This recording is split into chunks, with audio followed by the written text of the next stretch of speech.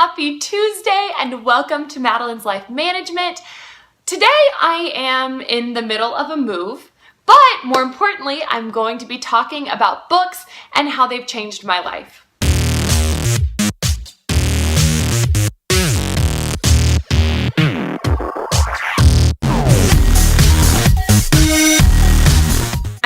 Does it, but he uses a lot of cups. I remember he'd come over to the apartment where Savannah and I live, and he'd leave and there'd be like 10 cups out, and we'd be like, how did he do this?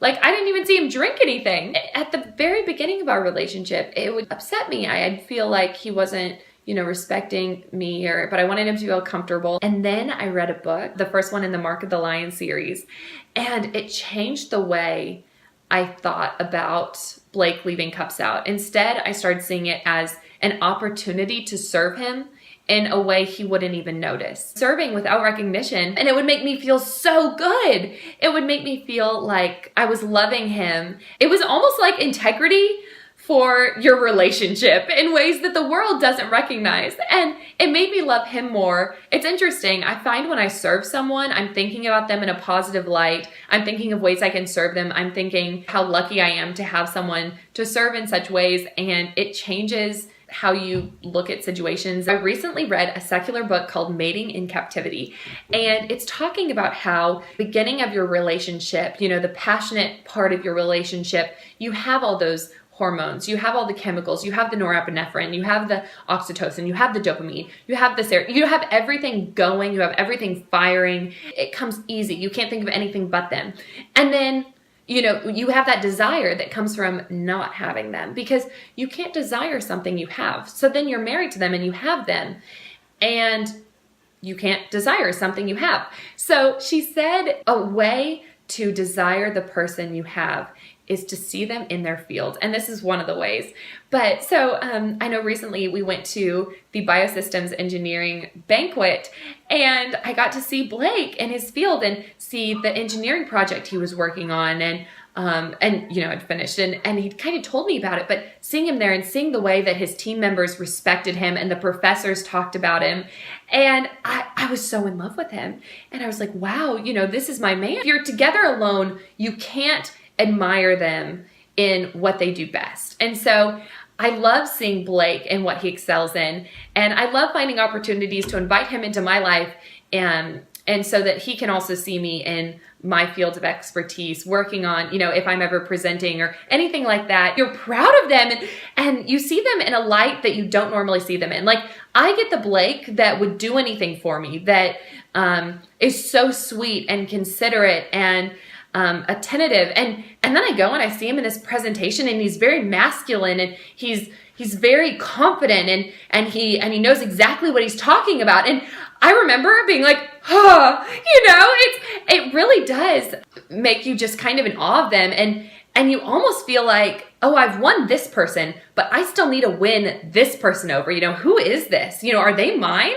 And so it's a little bit of uncertainty that kind of makes you, desire them. A crazy little thing called marriage. It was talking about being filled by God and letting that overflow. And so if ever I'm missing Blake, I am cognizant of it, and I go to my Bible and I read my Bible and I pray, and I'm immediately filled by God, and then it just overflows, and I just love him well. So maybe he didn't text me back all day, and in my mind, I picture him looking at the text and putting it away, but in reality, he left his phone at home, he's been doing all these things, and I send him this super sweet text, and he gets back, and instead of being, kind of anxiety-filled, like, oh no, like, Madeline didn't text me either, or something, I just, am able to love him fully and be like, hey, hun, like, I know you've had a super busy day, I love you so much. Or I know one time I was kind of sad at him because I was like, oh, I haven't seen him all week, and I was just reading my Bible, and he had like 4 exams that week, so no, it didn't even make sense, but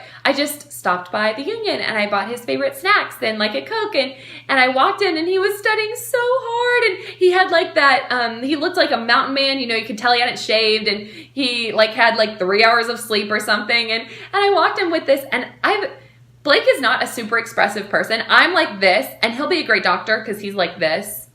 And he was visibly so happy. Like, he jumped up and he ran and he picked me up and swung me around like a movie, and I was like, oh, I got these things from you, and he was just so happy. And you know, guys' brains are so, they're able to focus really well. They're able to focus when they're at war and not think about, if I die, what's going to happen to my family. They're able to focus in school and not think, you know, well, I don't know. But he was so focused, but it was such a great break, and he loved it. He's like, I missed you so much. And I was like, oh, you know, what would have happened if I would have been like, you know, trying to be, you know, oh, you're too cool for me, I'm too cool for you, you know, and played games or something. And instead, you know, when he was really stressed out, I could make him feel loved. For women only. It enticed me because I was like, ooh, what am I going to learn? And so I grabbed the book and I started reading, and I think I read through the entire thing in one night. It's really wonderful. It talks about a lot of, you know, how women, how wives can bolster their husbands, how, you know, stuff like that. But as a teenage girl, I wasn't, you know, even dating anyone, and it really helped me. There's a chapter on respect, and it really changed how I respected my dad, and I had 3 best guy friends in high school, and now it still influences me to this day on how I treat Blake. I never really understood how to do these things, and it talked about, you know, when you're in public, speaking well of them, especially in front of them. You know, if you're with your girlfriends, I would never talk badly about Blake. I mean, there's nothing bad to say, but I did have friends that would talk poorly about their significant other, and it made me respect them less, because if you say, oh, my husband's so dumb, or he's so lazy, or that's a reflection on you. You know, they weren't even married at the time, and I remember thinking, that's saying more about you than them. That's saying that you think you don't deserve better than someone who's lazy, than someone who's dumb, than, you know? And so I think it also reflects poorly on you. You know your husband's not a mechanic, but if he's going to try to fix the car, who will it kill to let him try? Is it worth shaming them by saying, oh, I know you can't do it, I'm going to call someone else, I'm going to outsource? If they want to try to fix your computer, if they want to try to set up the TV, you know, you chose them. You should trust them enough to let them try. If, you know, they want to try to fix your dishwasher, or, you know, who will it harm in letting them try instead of making fun of them and saying, oh, you're a doctor, you don't know how to do this. Let them try. You know, guys love being the hero. If they're going to try and fail, that's fine. You've supported them. You've respected them through the process. But if they try and succeed, you know, they get to be the hero. Every guy wants to be your hero, so let him be. Thank you so much for watching, and I'll see you next Tuesday.